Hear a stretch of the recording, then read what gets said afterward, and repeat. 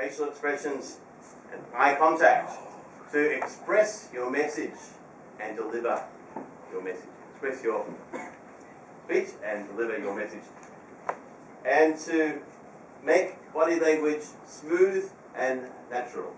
Time is 5 to 7 minutes. Toastmaster Day. Does that work? Thank you. Yes.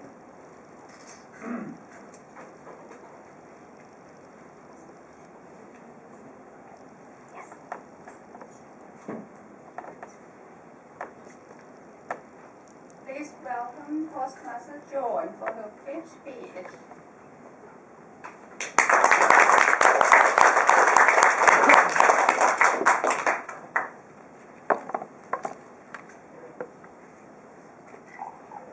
Just okay.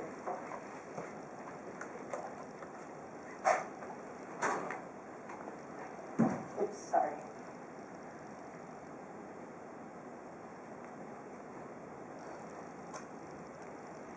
Someone said that we are the fruits of our past, and I believe in that. Flashback, 2004. I was in my senior year in my high school. And it was morning. I can still remember it was morning. And suddenly our student teacher went inside our classroom. And as always, I was at the back of the room. I was sitting and I was reading my pocketbook, my favorite pocketbook. And she stood there and she announced something. She said, well, today I'm going to announce to you that tomorrow there will be some supervisors that are going to evaluate my teaching. So what I want are students who can participate in this class and who excel in this class. So since this class is a top class, so I'm going to announce only the students who are not going to join us tomorrow. Well, I didn't care. I was just there again, sitting, and I know she's going to pick those students who's going to participate in her class and is going to make her look as a good teacher. And I'm not. So, but I didn't care. So I was just there sitting again and reading, and after some more announcements, she said, okay, so, listen, all right, those students, these are the names. She said, Christine, I still remember it, Ryan, Madeline, and Jen. Tomorrow you are going to stay in the canteen. And because I was reading my pocketbook, I haven't really listened to her, what she said before, and I didn't understand, what is she talking about? And before I understand what is happening, the bell rang. The following day, I was there again, sitting and reading my pocketbook. And our student teacher again came, and she said, all right, just before our supervisors and head teachers will come, those who I have asked to go to the canteen yesterday, go now. And again, I was always reading my pocketbook, and I was quite, I didn't understand what's happening while some of the students are standing and living. And I didn't realize it until one of my classmates told me, hey, Angel, did you remember you were called yesterday? And I was called yesterday? Oh, I was called yesterday. And so I'm going to leave. And it was kind of confusing to me because I'm always observed with myself. And so I took my things and I was leaving the room and I was on the door and I looked back. And I was looking at my classmates and they are very busy, especially those high achievers, very busy preparing to show off their knowledge with the rest of the class. And I was there. I'm living with those students. And I felt a very different feeling. I felt bad about myself. And I actually thought, I should stay here. I should stay here. I'm here to learn. And I thought that this teacher, she said that I need to go because I don't have anything to contribute in this class. And because this is a top class, she needs to remove those cream of the crop students, and I'm one of them. And I don't consider myself as a crappy student because I'm just sitting there, you know. I'm not an honest student, but I'm just a passive student. And so I went to the canteen and sit there again, reading my pocketbook. But in myself, I have kept a promise that in my senior year high school, I have kept a promise in myself that would actually change my life. That is actually changing my life up until now. So, fast forward, 2005. This is 1 year only, okay? 2005. And finally, I graduated high school. And I was like, yes, yes, yes.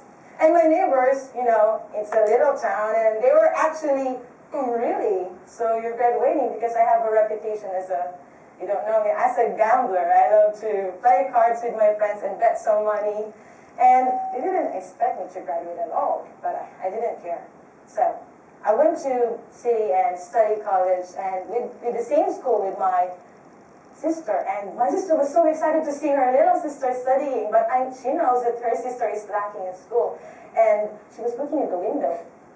It was the orientation day, and we were doing it in the library. And what was happening is, she cannot find me. Where is my sister? She couldn't find me because she expected me to sit at the back, you know. But now, not this time. I was really sitting in front of the speaker, like this, and that is the speaker, and was like so excited to learn and so eager. And everybody was at the back, you know. They were so shy to sit in front, but I was there. And the thing is that after that, my sister was quite embarrassed with me, you know. She said, you know, Joan, this is just an orientation. This is not a class. And I said, yeah, I know.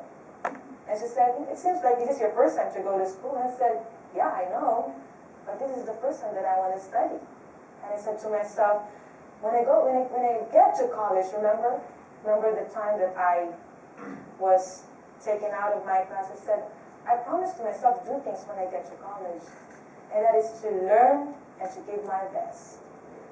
And I said to her that if ever my name will be called again, I want my name to be remembered as someone who is not passive, who is just not sitting at the back, but someone who is active. Someone who grabs every opportunity to excel and to develop oneself. And that is my goal. And every day I choose to grow, because I believe that every one of us, you know, we are not going to be the same again if we choose to grow. And if we grow for the better. Thank you.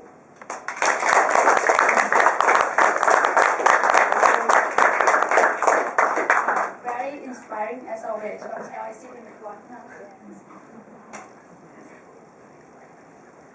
The next project will be by Advanced Communicator Edward, and he will speak on custom speech.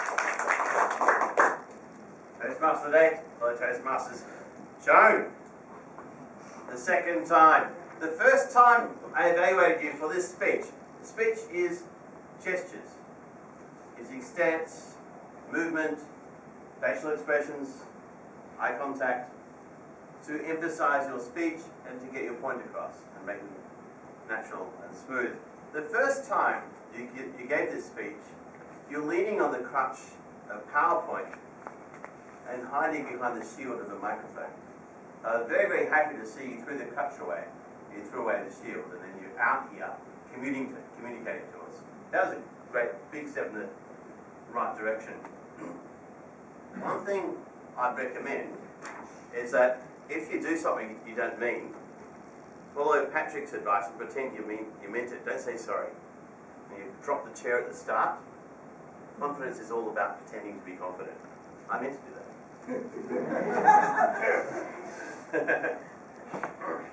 Alright, with the gestures, I want to break them down into 3 types of gestures that I think can make a big difference.